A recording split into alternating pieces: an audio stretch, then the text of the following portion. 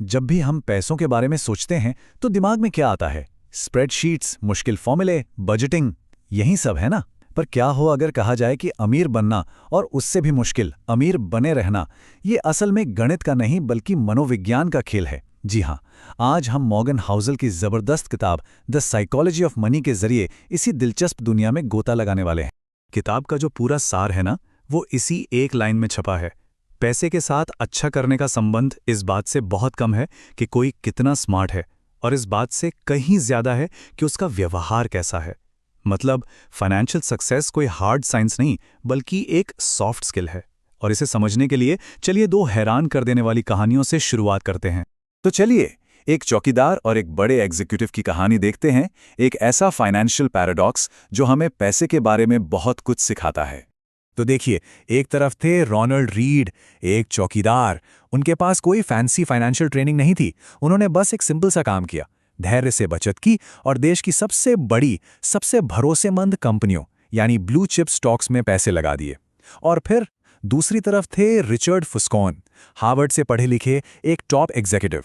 अब सोचिए नतीजा क्या हुआ। रीड, वो चौकीदार, $8 मिलियन से भी ज्यादा की संपत्ति छोड़कर दुनिया से गए, और फुस्कॉन, वो दिवालिया हो गए। जी हां, दिवालिया। एक मामूली सा चौकीदार करोड़पति बन गया और एक हार्वर्ड ग्रेजुएट सड़क पर आ गया। आखिर ये कैसे मुमकिन है? इसका जवाब उनकी डिग्री या उनके दिमाग में नहीं बल्कि उनके बर्ताव में छुपा है। क्योंकि फाइनेंशियल सक्सेस कोई रॉकेट साइंस नहीं है, ये एक सॉफ्ट स्किल है। ये पूरा का पूरा मनोविज्ञान का खेल है। चलिए अब पहले मूल सिद्धांत पर चलते हैं, हमारी अपनी फाइनेंशियल हकीकत, और ये समझने की कोशिश करते हैं कि क्यों कोई भी अपने पैसों को लेकर पागल नहीं होता। हमारे जो पर्सनल एक्सपीरियंस होते हैं ना, वो दुनिया में जो कुछ भी हुआ है उसका शायद 0.0000001% ही होते हैं। लेकिन दुनिया कैसे काम करती है, इस बारे में हमारी सोच का लगभग 80% हिस्सा वही तय करते हैं। इसी को पैसे का मेंटल मॉडल कहते हैं। सोचिए, गरीबी में पले बड़े इंसान का रिस्क को देखने का नजरिया एक अमीर बैंकर के बच्चे के नजरिए से बिल्कुल अलग होगा, है कि नहीं? ये ग्राफ्स इस बात को बहुत अच्छे से समझाते हैं। देखिए, अगर किसी का जन्म 1970 में हुआ तो उन्होंने अपनी जवानी में स्टॉक मार्केट को 10 गुना बढ़ते देखा। लेकिन वहीं अगर कोई 1950 में पैदा हुआ तो उन्होंने क्या देखा कि बाजार तो कहीं गया ही नहीं, बिल्कुल फ्लैट। और महंगाई का भी यही हाल है। 1960 के दशक में जन्मे लोगों ने तो बहुत ज्यादा महंगाई झेली, जबकि 1990 में पैदा हुए लोगों के लिए ये कभी कोई बड़ा मुद्दा ही नहीं रहा। मतलब साफ है, हमारे अनुभव ही हमारी फाइनेंशियल सोच को गढ़ते हैं। अब एक और जरूरी बात करते हैं, स्थायी संपत्ति का राज क्या है। और यहां यह समझना जरूरी है कि अमीर बनना और अमीर बने रहना, ये दो बिल्कुल अलग अलग बातें हैं।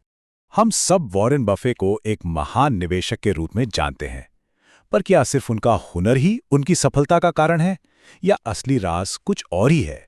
जरा इस नंबर पर गौर कीजिए। उनकी 84.5 बिलियन डॉलर की कुल संपत्ति में से 81.5 बिलियन डॉलर उनके 65वें जन्मदिन के बाद आए। जी हां, 65 के उम्र के बाद।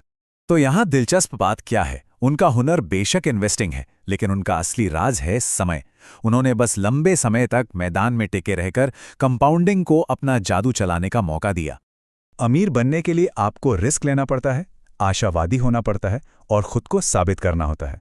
लेकिन अमीर बने रहने के लिए आपको विनम्रता चाहिए और इस बात का एक हल्का सा डर कि जो कमाया है वो एक झटके में जा भी सकता है। ये दो पूरी तरह से अलग मानसिकताएं हैं। बफे खुद कहते हैं, जो पैसा उनके पास नहीं था और जिसकी उन्हें जरूरत भी नहीं थी, उसे कमाने के लिए उन्होंने वो चीज दांव पर लगा दी जो उनके पास थी और जिसकी उन्हें जरूरत थी।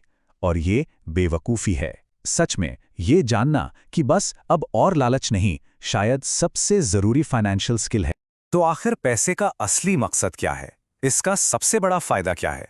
चलिए अब दौलत के सही मतलब को समझते हैं। एक मनोवैज्ञानिक थे, एंगस कैंपबेल। उन्होंने पाया कि खुशहाली का सबसे बड़ा पैमाना पैसा, शोहरत या बड़ी गाड़ी नहीं है। उन्होंने कहा, अपने जीवन पर कंट्रोल की एक मजबूत भावना होना जीवन की किसी भी दूसरी चीज की तुलना में खुशी का एक ज्यादा भरोसेमंद पैमाना है। तो ये कंट्रोल असल जिंदगी में दिखता कैसा है? इसका मतलब है बिना पैसों की चिंता किए बीमार होने पर छुट्टी ले पाना। इसका मतलब है नौकरी जाने के बाद एक अच्छी नौकरी का इंतजार कर पाना, ना कि मजबूरी में कोई भी काम पकड़ लेना। इसका मतलब है अपने बॉस से ना डरना, और सबसे बढ़कर तब रिटायर हो पाना जब मन चाहे, ना कि तब जब मजबूरी हो। तो कुल मिलाकर बात यह है कि अपने समय पर कंट्रोल रखना ही पैसे का सबसे बड़ा डिविडेंड है। यही असली दौलत है। तो अंत में ये सवाल हमारे लिए है कि हमारे फाइनेंशियल जीवन के लिए आज़ादी का सही मतलब क्या है। शायद इस पर सोचना ही सबसे ज़रूरी फाइनेंशियल प्लानिंग है।